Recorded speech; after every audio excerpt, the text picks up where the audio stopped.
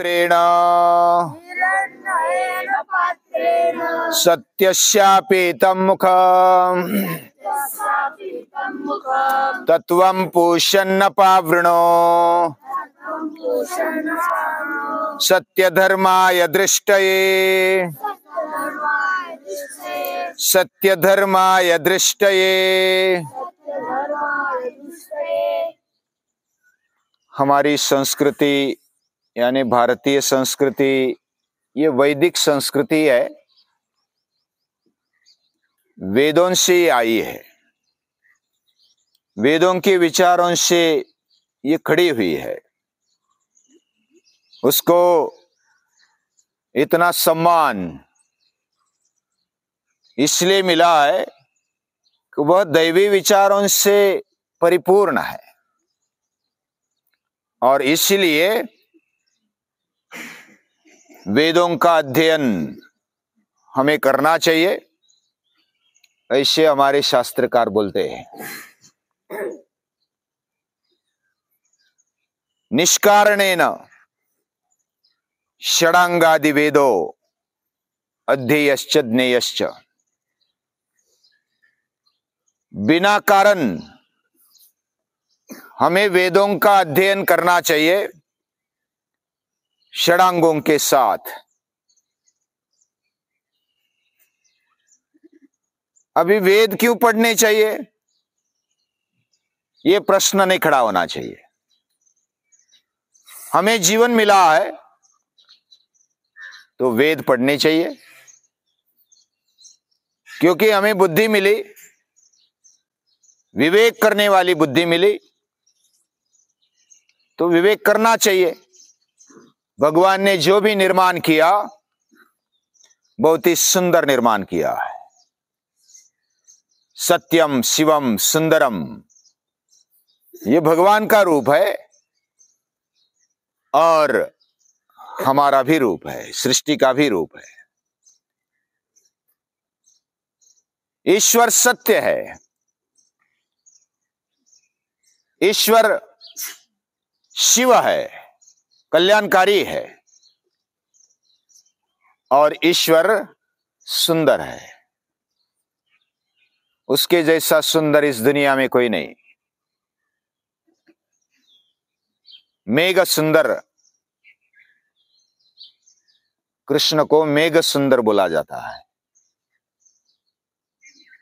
मेघ यानी बारिश देने वाला बादल। केवल जो मेघ सुंदर का अर्थ ऐसा है कि बारिश अभी गिरने वाली है और उसका वर्ण शाम हो गया है, यानी देने के लिए तैयार है। और उसमें जो सुंदरता है वह हम शब्दों में उसको बयान नहीं कर सकते। यानी ये सृष्टि सुंदर है, ईश्वर का रूप भी सुंदर है, और हमारा जीवन जो बनाया वह भी सुंदर है। सत्यम शिवम सुंदरम।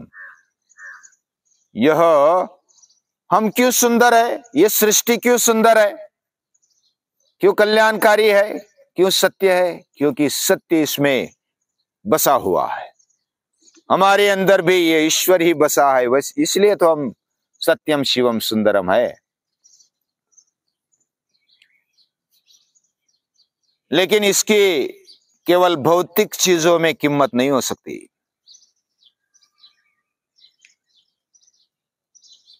यानी जो भी बनाया है यह अमूल्य है, उसका कोई मूल्य हो नहीं सकता। ये जो मंत्र है यह चिंतन करने जैसा है। इसका केवल अर्थ करेंगे तो काम नहीं चलेगा। इसमें जो रहस्य छिपा है उसको बड़े गहराई से जानना होगा। वेदों में जो विचार है, हमारी संस्कृति में जो विचार है, वे महान है, उसका भी मूल्य नहीं हो सकता। ये विद्या है, ये सरस्वती माता है। और सरस्वती माता शब्द बोलने के बाद क्या हम माता को खरीद सकते हैं? माता को बेच सकते हैं? विद्या को बेच सकते हैं? विद्या का मूल्य तय कर सकते हैं? बिल्कुल नहीं। यानी सभी चीजें पैसों में ही आजकल गिनी जाती है, उसका भाव किया जाता है, उसका मूल्य किया जाता है।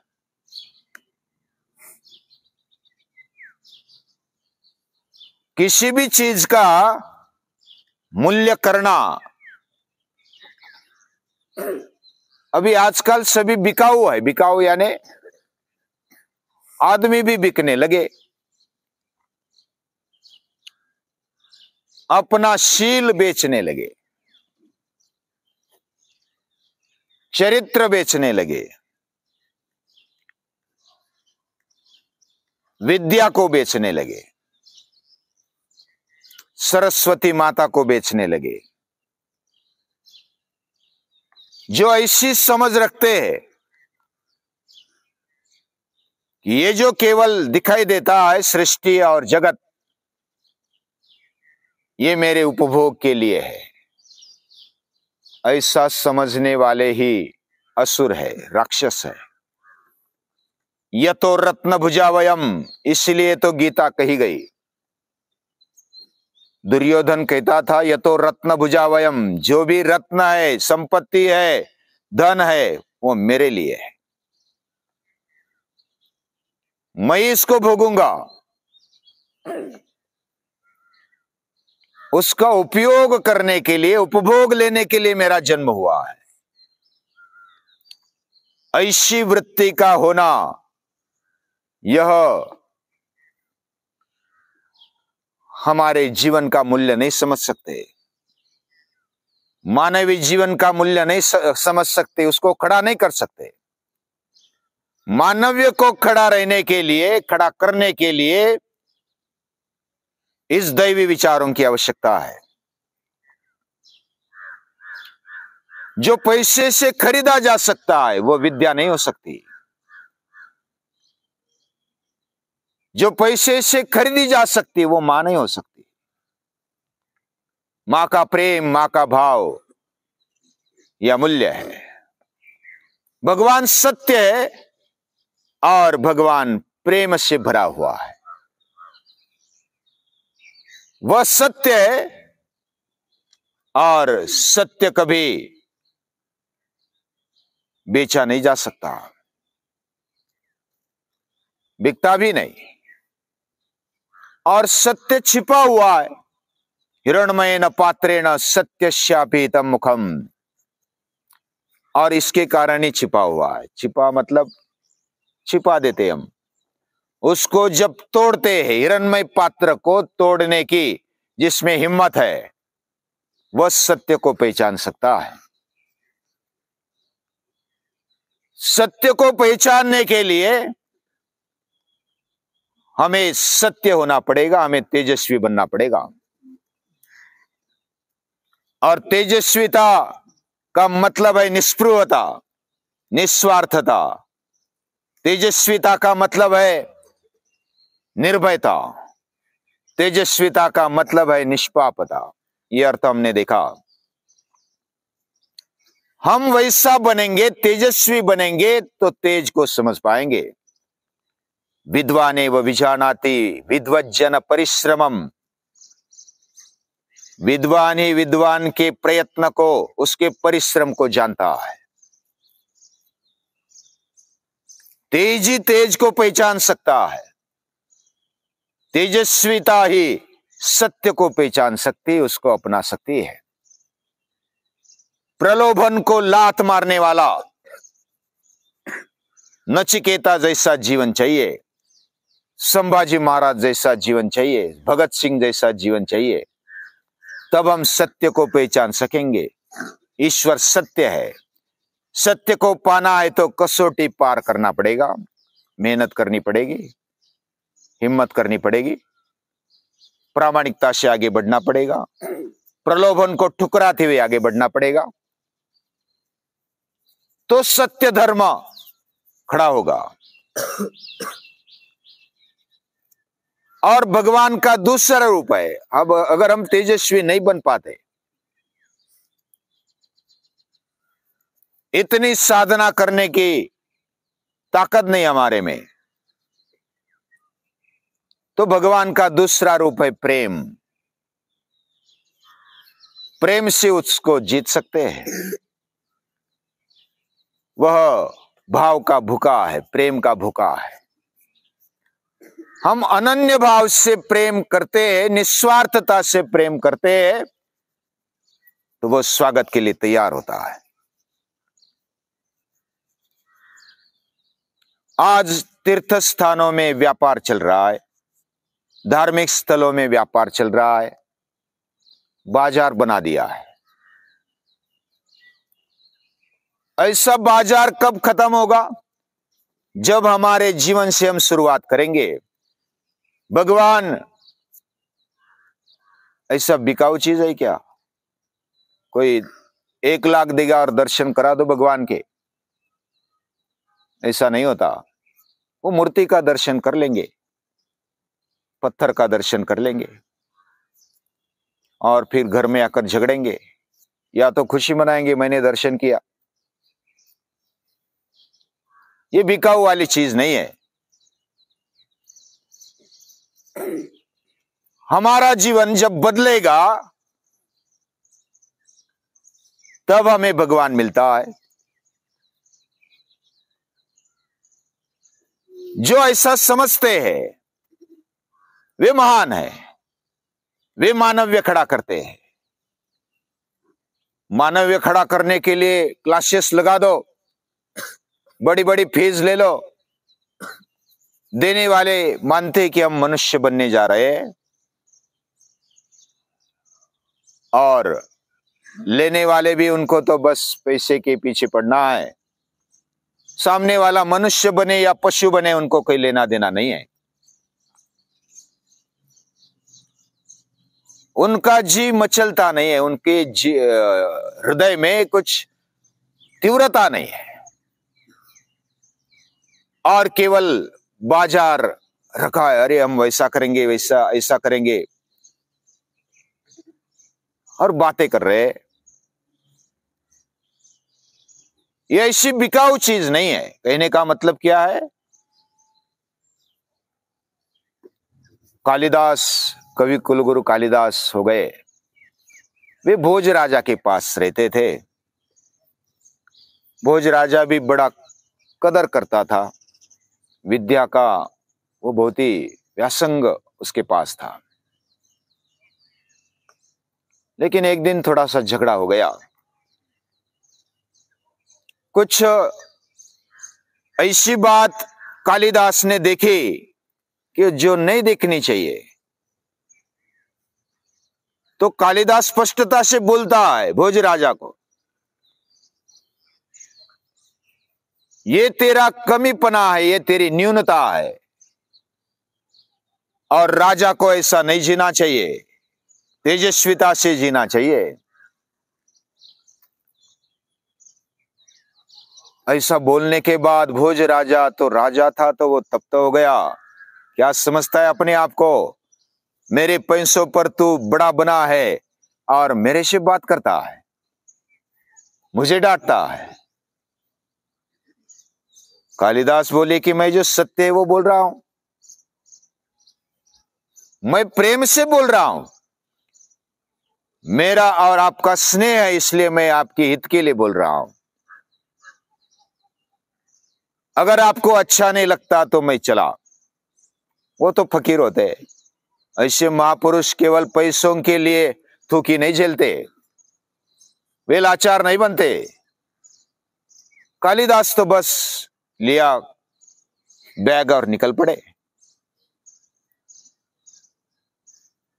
तो बाद में भोज राजा को भी लगा कि मैंने जो भी गुस्से में आकर कहा कालिदास को, बाकी जो भी पंडित थे, विद्वान थे, वो तो बस थूकी चाटने वाले, आगे पीछे करने वाले, हमारी भाषा में चमचे थे।